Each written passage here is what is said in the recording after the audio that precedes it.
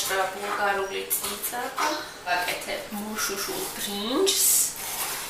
ეს არის ტრადიციული ჩინური ბრინჯის და მექსიკური ბრინჯის ნარევი.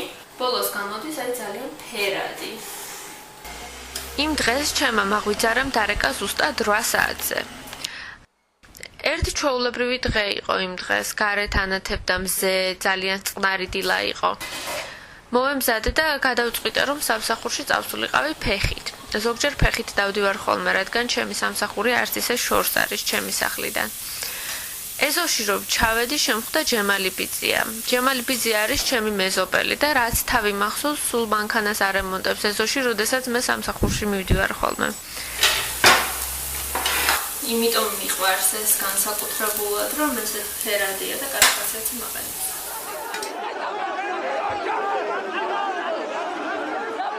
დიდი ხნით ადრე ვიცოდი, რომ ამ დღეს 17 მაისს უნდა გამართულიყო მდუმარე დემონსტრაცია და ამ დემონსტრაციით ადამიანები გააპროტესტებდნენ ჩვენს ქვეყანაში არსებულ ჰომოფობიას. ახალგაზრდა იურისტთა ასოციაციიდან რამოდენიმე ადამიანი აპირებდა ამ დემონსტრაციაში მონაწილეობის მიღებას დამკვირვებლად. მე არ მინდოდა ნამდვილად დამკვირვებელი ყოფილიყავი და მინდოდა რომ დემონსტრაციაზე წავსულიყავი როგორც მონაწილე. ამიტომ წინა დღით ჩემს მეგობარს შეუთანხმდი, რომ ერთად წავიდოდით აქციაზე. როგორც ვიცოდი, აქცია პირველ საათზე უნდა გამართულიყო. რამდენიმე წუთის შემდეგ ჩემმა მეგობარმა გამომიარა მანქანით.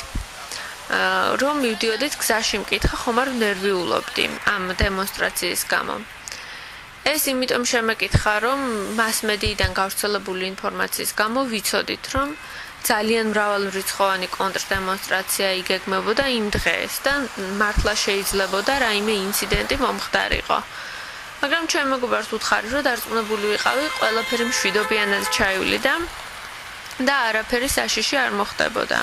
როდესაც მოვედი, აქ შეკრებილი იყო დაახლოებით 50-მდე ადამიანი.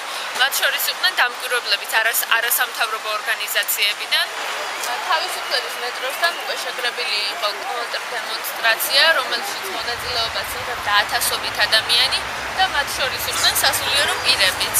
და როდესაც პირველ საქმე დაახლოებით 15 წუთი მე და ჩემი მეგობრებმა გავიხედეთ მარჯვნივ და დავინახეთ, რომ კორდონი არის გამორღვეული და ჩვენ მხარეს ჩვენსკენ მორბის რამოდენიმე ადამიანი ქვებით შეიარაღებული.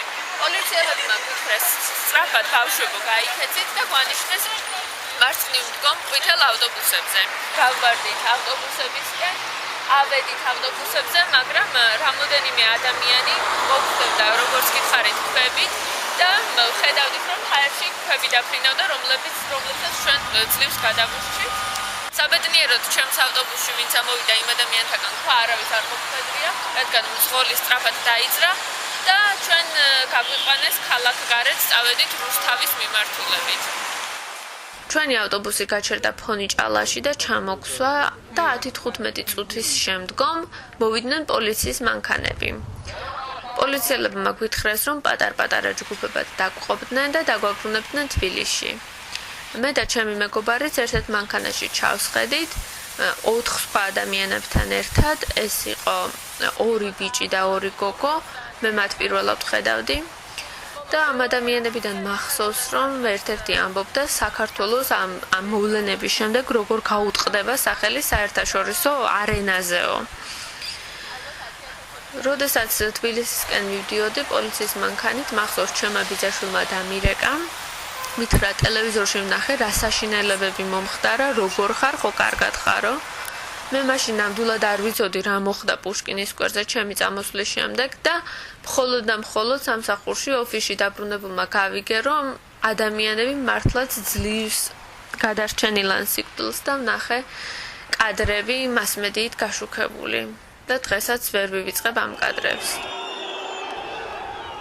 პოლიციამ ჩამოგსვა ერთ-ერთ მეტროსთან და იქიდან დავბრუნდი სამსახურში. სამსახურში რომ მივედი, ყველა ამ ამბავზე ლაპარაკობდა და ბევრი ჩემი თანამშრომელი აღმოჩნდა მოვლენების ეპიცენტრში, იმიტომ რომ ისინი სხვა შეხვედრაზე იყვნენ წასული ქორთიარდ მარიოტში და შეხვედრიდან გამოსულები აღმოჩნდნენ პირდაპირ შუაგულ აქციაში და ეს ყველაფერი მათაც თავისი თვალით იხილეს. დანარჩენი დღე გაგრძელდა სრულებით ჩვეულებრივად.